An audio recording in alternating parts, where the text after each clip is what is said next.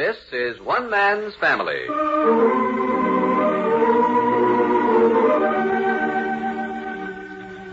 One Man's Family is dedicated to the mothers and fathers of the younger generation and to their bewildering offspring. Today, transcribed, we present Chapter 3, Book 71, entitled Roberta Evans Begins to Sense a Rival. Well, it's vacation time at the Sky Ranch, and most of the family is present, including a weekend guest, Roberta Evans. However, Pinky's out in the world making his fortune in a lumber camp up north. Joan's in town with Paul, working at the airfield. And last night, Father and Mother Barbara returned to Seacliff because, as Henry says, there are times when even the most ardent family man can love his grandchildren more dearly at a distance. Mother and Father Barbara are at the breakfast table. More coffee, Henry? Piece of toast? No, thank you. Nothing more. I believe you got a little sunburned at the Sky Ranch. Yeah, sat around that swimming pool too long without my hat yesterday. Well, maybe next time you'll listen to me. Yeah. Next time we go up, I'll spend all my time down in my hammock. Too much noise and confusion around that swimming pool anyway. Wonderful place for children. Yes. I can take just so much of it, and then I want to get back here in the quiet of our own home. Oh. By next weekend, you won't be able to wait to get down there again. Yes. You'd better call up to Paul and Joan to come down here to breakfast. They'll be late getting out to the airport. Oh, they'll be along. Paul knows what time he has to get Joan out there, much better than you. Yeah, very well, my dear. Henry, are you grumpy this morning? I wasn't aware of it. Well, you are, like an old bear. Are you still irritated because Joan went out last night? Is that it? That's Paul's responsibility, not mine. Exactly what I've been trying to tell you. Just the same, I think the whole arrangement is wrong. Joan belongs with her parents. Paul is making a big mistake in assuming the responsibility of a girl of Joan's age. Well, what's so wrong with it? Suppose something happens. Then what? And what do you think is going to happen, Henry? I don't know. But apparently she's been out with this boy from the airport 2 or 3 times now. Well, what of it? Paul knows him. He must think it's all right or he wouldn't permit it. Personally, I think this whole thing is wonderful for Joan. Oh, you do? I certainly do. She's ecstatically happy with her job, and I've never seen her such fine spirit. Why don't you appreciate this new Joan without moodiness or sullen? Yes, yeah. Honestly, Henry, when you get yourself into a tizzy... Good morning, folks. Oh, good morning, Joan. Good morning, Grandfather. Good morning. Oh, Paul will be right down. Sit there, Joan. There's orange juice all poured for you. Oh, thanks. Gee, it's sure swell of you to fix breakfast for us, Grandmother. I guess you'll be glad when Mrs. Kettleman's back from her vacation. Paul tells me you've been getting his breakfast every morning. Oh, I like doing it. I never tried cooking much before. Of course, there isn't much to getting a breakfast. We eat out the rest of the time when you're gone. Good morning, good morning, good morning, good morning. Oh, Paul. How goes it, Mom? If you'll give me a kiss, the day will have a perfect start. What a nice thought. Who's the gentleman buried in the newspaper here? Henry. Huh? Paul's speaking to you. Can't you say good morning? I said good morning. Well, nobody heard it. I heard a little grunt. You ought to know after all these years, Mom, that a grunt from Dad can mean almost anything from good morning to what have you. Yes. Joan, there's some hot cereal on the stove. Or would you rather have some eggs? Oh, no, the cereal will be fine. Paul? Perfect, perfect. Oh, sit still, Grandmother. I'll get it. Thank you, dear. Do you want to take the coffee pot and warm it up a little? Oh, sure. I'll just be a sec. I can't get over the improvement in Joan's attitude, Paul. You've been a tonic for her. She's coming along, isn't she? Why, she's not the same girl. Oh, yes, Mom. Same girl who's developing a new outfit. Paul, you say you know this boy, eh? What's that? This boy that Joan went out with last night. Oh, Ken Arthur? Yeah, he's a lad who works down at the airport. Do you know anything about him? Not a great deal, no. What does he do down there? He's a grease monkey. Huh? What's that, Paul? Sure, that's his job. He services planes. They call themselves grease monkeys. And you're permitting Joan to go out with a monkey? Well, grease monkey, Dad. Why not? He's a very nice lad. He wants to be a flyer. It's your own affair, of course. You got yourself into this situation. But... Yeah? But what? Well, don't you think that we've had enough trouble the past few weeks without inviting more of it? What makes you think there's going to be trouble? Exactly, Henry. Yeah, don't say I didn't warn you.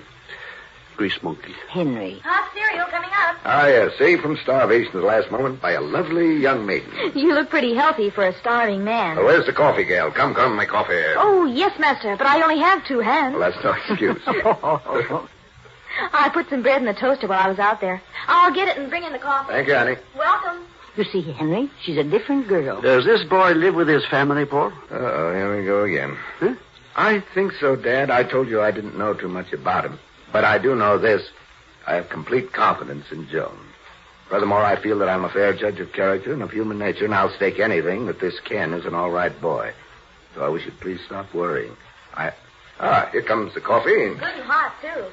Sit down, Joan Tiles, and eat your cereal before it gets cold. Okay. The cliff's really coming to life up the Sky Ranch, huh, Mom? Oh, yes, happy and light-hearted. More like the old Clifford every day. Yeah, wonderful. He said to give you and Joan his love when he left yesterday. Well, Joan, I'll probably be able to go up there next weekend. How about it, Joan? Oh, swell. Is Roberta Evans still up there? Oh, yes. I think she's coming back home today or tomorrow. That'll be tough on Cliff. Yes, yes, fine girl. Got lots of sense. Oh, are you listening, Henry? Why don't you put that paper down? Very well, Fanny, very well. Good old Cliff. Maybe he's going to find happiness after all. Well, I just hope he doesn't overdo. He's so full of goodwill and exuberance, there's just no holding him down. Oh, Cliff, wait a minute. Oh, good morning, Hazel. Ever see anything like this morning? Look at that sparkle on the hills. Well, what's your hurry? Come on and have us way up. Hey, I haven't had breakfast yet. My stomach's caved in. What? I'm so hungry my knees are knocking together. Hi there, Hank, my boy. Oh, hi, Uncle Cliff. The mailman's been here. I just got a swell letter from Pinky. You want to hear it? Well, not right now, do you mind? There's just one thing I want to hear. The gentle splash of hot black coffee in a cup. Oh, boy. I'll go read it to Mom and Dad. Hi, Cliff.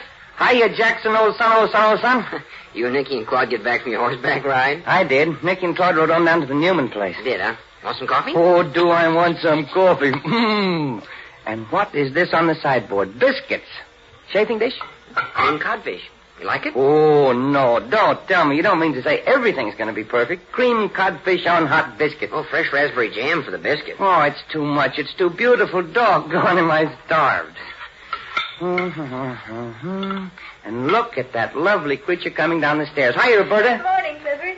What is that? The latest in bathing suits? Wow. And how do you like the robe? Who cares about the robe with a swimsuit like that?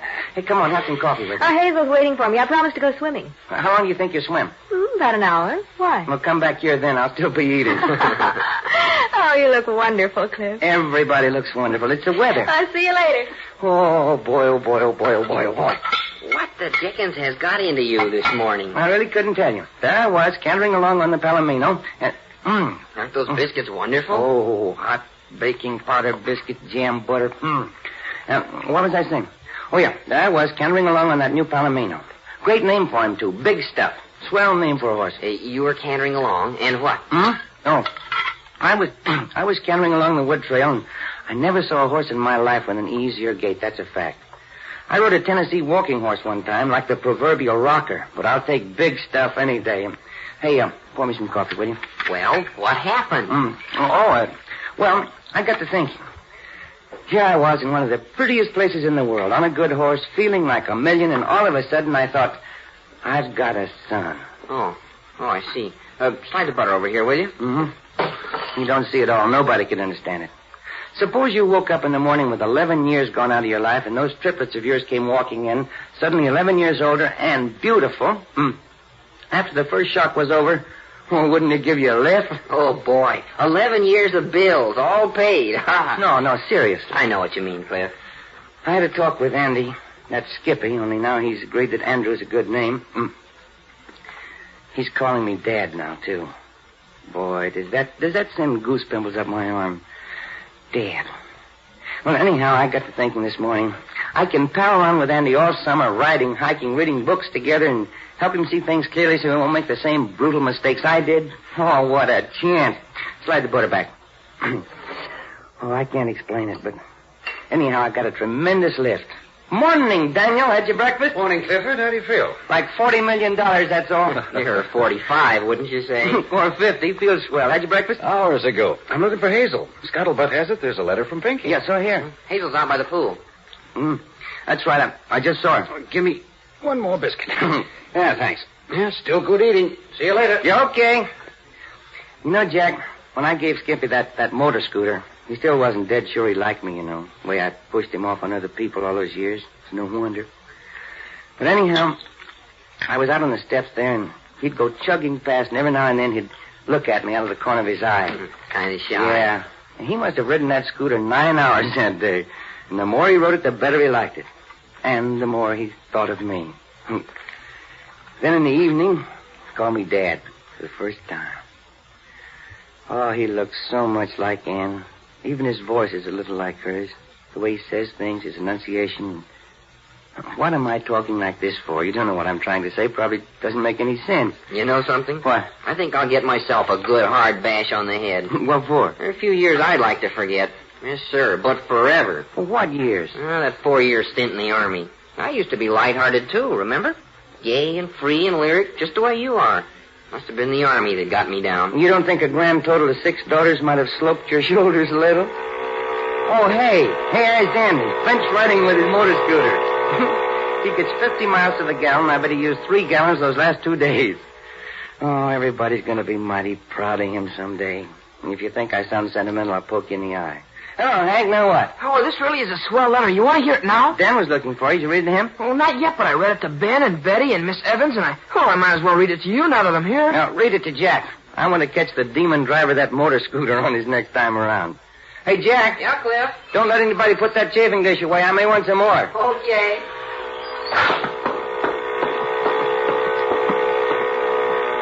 Hey, Andy.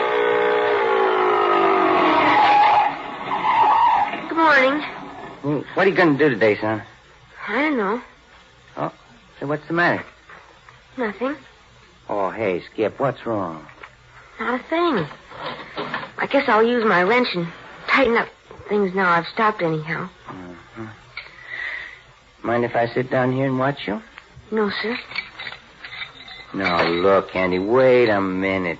Something's eating you, young fella.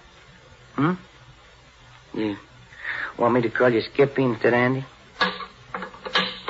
Hey, come on now. You got stuff on your mind, I want to hear it. You sore at me? Huh, fella? I'm not sore, Dad. Well, what's the matter then? Are you going to get married? What? I heard Ben and Hank talking. They think you're going to get married again. Oh, they do, huh? And to whom? That girl. Roberta Evans, you mean? Dad, are you going to? Well, Skip, that's a pretty tough thing for a man to answer. When you get a little older, you'll realize that there's one thing you can never be dead sure of. And a good many men have said that they'd never get married, and 2 weeks later they're just coming home from their honeymoon. Oh. Then I guess you are. Oh, no, Skip. I just mean no man can make a promise about marriage. I haven't any intention of getting married. Will that do? I wouldn't want you to promise anyhow. Well, why not? Promise is no good. Oh? You mean mine isn't? Andy, Skip. It didn't used to be. What sort of promises did I break? Come on now, tell me. Oh, you'd say to wait in my room and you'd come up and read me a story.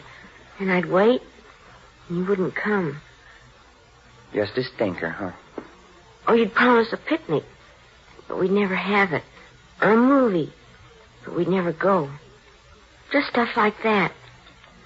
But I don't think you'd break a promise now if you made one. You think I've improved, huh? Oh, sure. You've improved a lot, Dad. What makes you think so? Because I gave you the scooter?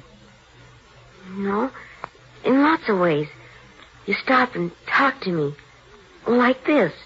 Just us talking. That's an improvement. Oh. Skipper, you don't want me to get married again. Is that it? Oh, it isn't any of my business. Oh, yes, it is. Pardon me. Hey, Hank. What? Bill Dan was looking for you. I know it. Where is he? He's up by the pool. Okay, I'll go see him. Now, look here, Skip. Roberta Evans is a mighty nice girl. I like her. But you know, when I woke up in the hospital, I was under the impression that she was Paul's girl, not mine. I can't remember yet where I met her. You understand? I'm just getting acquainted with her. We're just friends, Skip. Ben and Hank were romancing a little, maybe. Honest? Why, sure. I give you my word, as of this moment, I have no plans for getting married. And I'm flattered that it bothers you. Oh, boy. Say, Dad. Yeah? How'd you like to ride on the scooter with me? Well, is there room? Sure. It's a big seat. Try it. See? Well, sure enough. Oh, have we finished our conversation about Roberta? Let's don't ever mention her again. Hang on tight now. Where'd you want to go? Well, let's go up past the pool. Okay, Dad. Here we go. I'll pretend it's an airplane. Well, not while I'm on it. It's far enough to fall when it's still a scooter. Oh, hey, there's Roberta. She isn't through swimming already. I'm going to go right past her. Fast. Hey, Roberta, where you going? Just up there. I'll be there. Hi, Uncle Dan. Hi, Aunt Hazel. Where you going? Off in the wild blue yonder. Watch out for rocks, fella. I got a tender head, you know. It's safe. I'll show you how fast she can go. Look at the two scooter kids. How young can you get? I haven't seen Cliff act this way in years. Have you, Dan? Never. The years he's forgotten have left his face, too. He feels 28, acts 28. That makes him 28. Makes me think of a line I read one time. The way you think is the way you act, and the way you act is what happens. Oh, that's wonderful. Who wrote that? A psychologist named Donald McLean. Good, isn't it? The way you think is the way you act. The way you act is what happens. Yes, that's excellent. Maybe I'll make myself think I'm a girl of, what? 30? You, 30. I was going to say 20. Oh, don't do that. You'd be too young for me. Hey, Hank, where have you been? Oh, I've been reading Pinky's letter to different people. Well, let's see it. I'm the one who's been worrying about the boy. Hand it over. No, let me read it. I like reading it. Pinky says nice things about Hank. He wants to be sure people skip nothing. Okay, Hank, go ahead. Dear Hank and everybody, I've had a little sore throat, but don't worry about me. I'm going to stay all summer. Mr. Justin wouldn't get me in the Forest Service, but he got me a fine job where I'm learning a lot about cooking. What? Yeah, cooking. That's what he says. It's great up here in this lumber camp, and you never saw a man that could eat so many potatoes. I get up at 3 o'clock in the morning and start peeling potatoes, and I'm still pretty busy about 8 hours later. Writing's kind of faint here. I got a title already. It's second assistant cook. I cut my hand, but don't worry about it because there's only a little affection. Just a little, huh? Yeah, that won't keep me from staying here all summer. I get $17 a week, and I sure miss you, Hank, and I'm sorry I used to get sore at you because you're a good guy and our fights weren't my fault. Well, can you read that without blushing? I don't interrupt. The next part's fascinating. Oh, here, you read, damn it. My tonsils are getting tired. Fine, let's see. The air is fine and cold here, especially at night, which is good for me, and you certainly have to be a man among men to stick it out. By the end of the summer, I'll sure be mature, and I wish you were here, Hank. This is a fine, free experience to get out in the world and find out how they fell trees and see how much the ordinary lumberjack can eat. You wouldn't believe it unless you saw it. They eat pounds of stuff every meal, especially potatoes. It's a healthy life. I stubbed my toe pretty bad in the dark the other night, but that isn't going to keep me from staying all summer, even though I'm still limping pretty badly. Very slight infection in the toe. Well, Hank, I never realized how important a twin brother is until I got way up here alone in this beautiful wild country with nobody that talks my language. See you in September. Love to everybody, Pinky. Quite a letter, isn't it, Dan? Yes, isn't it? Gee, it sure sounds great. Wild, free country and felling trees and good cold nights. Golly, I think I'll go up there and join them. What? Well, that would be a good experience for a medical student, all those accidents. Lumberjacks probably get hurt a lot. I can practice first aid. Hank, you mean to say you don't understand that letter? Well, sure I understand it. Hank, Pinky isn't going to stay there. Well, he says he is. He says right here. Now, here, let me show you. Oh, Mom, what are you laughing about? Darling, you didn't read between the lines, and that's a good lesson. Never bother to read anything unless you read between the lines. Now, listen to this, Hank. Not only with your ears, but with your mind. I've had a little sore throat. Now, that could develop into something that'd bring him home, couldn't it? Huh? Gets up at 3 o'clock in the morning after freezing all night. You ever peel a ton of potatoes, Hank? Not a ton. Well, your twin brother's peeled a ton of potatoes. He doesn't like it. Second assistant cook. You know what that means? What? Well, he gets all the jobs nobody else wants to do. Cut his hand. Stubbed his toe. Infection. Infection? Ye gods, Hank. He's laid down 3 or 4 wonderful excuses to come home. One of these days we look out the window and there'll be our Pinky. Yeah, the truth is, Hank, he's just about as homesick as a boy can get. Gosh, let me read it again. Yes, do. Oh, gee, he'd feel worse than ever if he knew you were laughing at him. Not really laughing, Hank. Just a sympathetic, understanding chuckle. Second assistant cook in a lumber camp. Hank, if your brother ever becomes a great man, he can always say proudly that he started right smack at the bottom.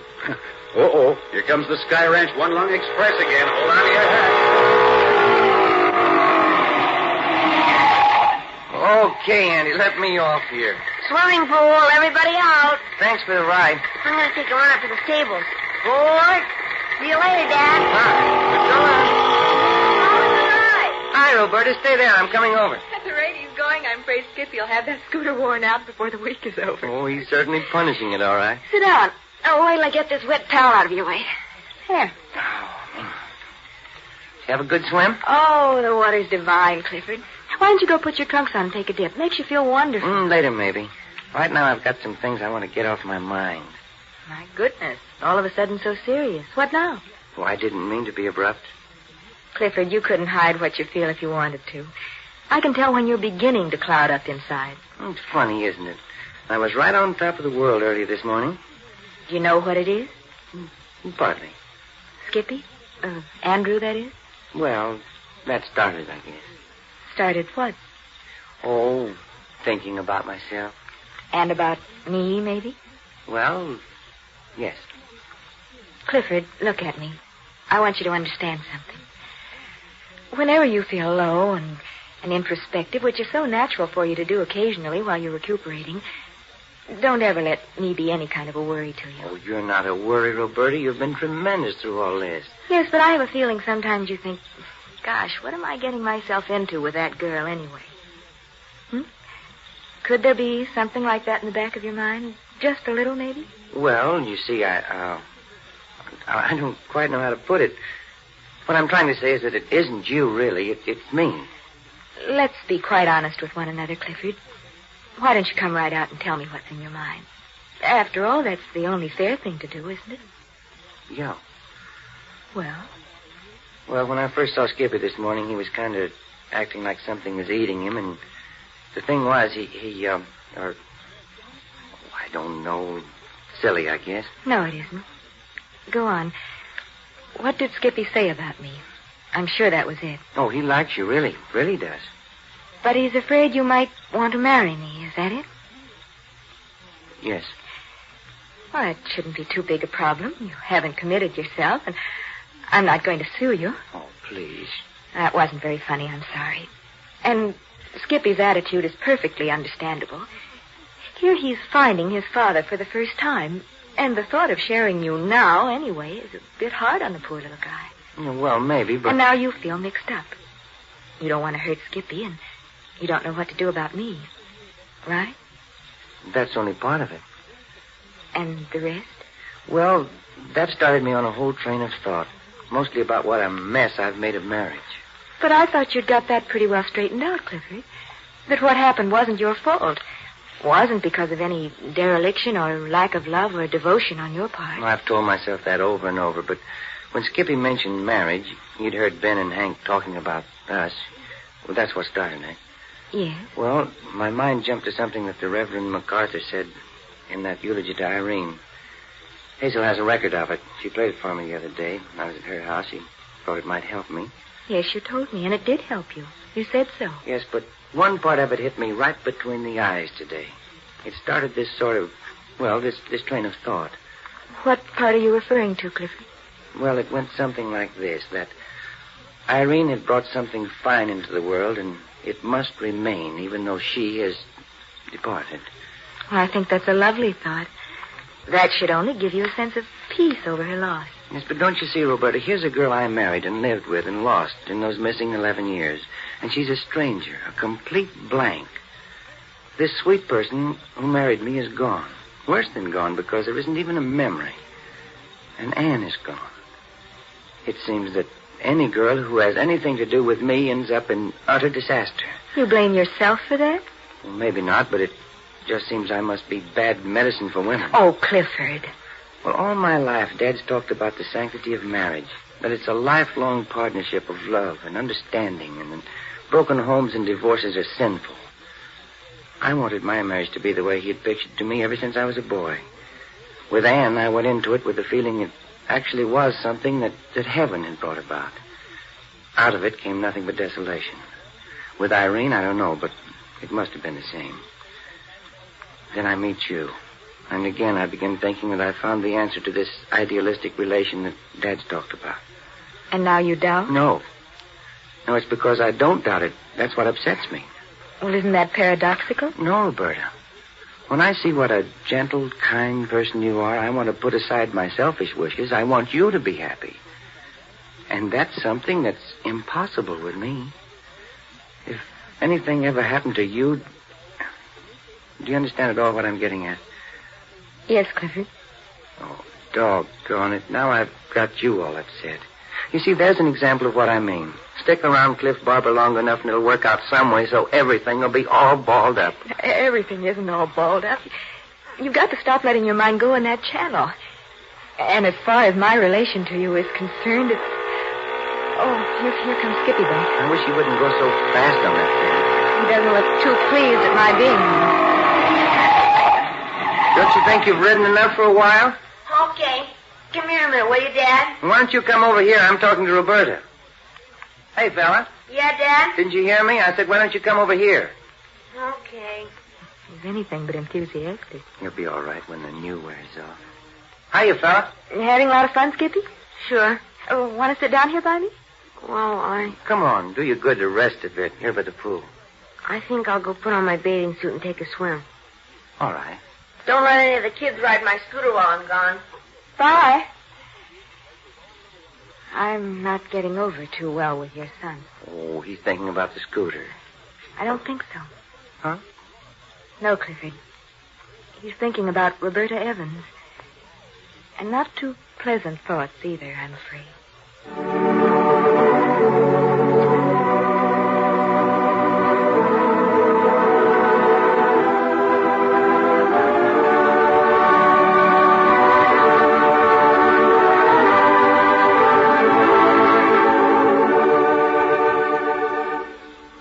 You have just heard Chapter 3, Book 71 of One Man's Family, written, produced, and transcribed under the direction of Carlton E. Morse. Chapter 4, entitled Definite Progress in Family Relations, will come to you next week at this same time.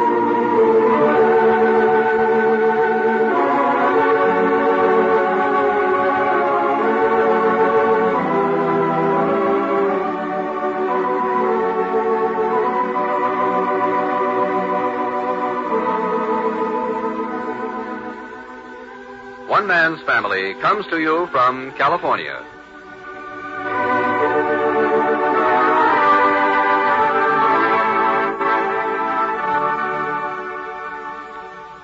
This is NBC, the national broadcasting company.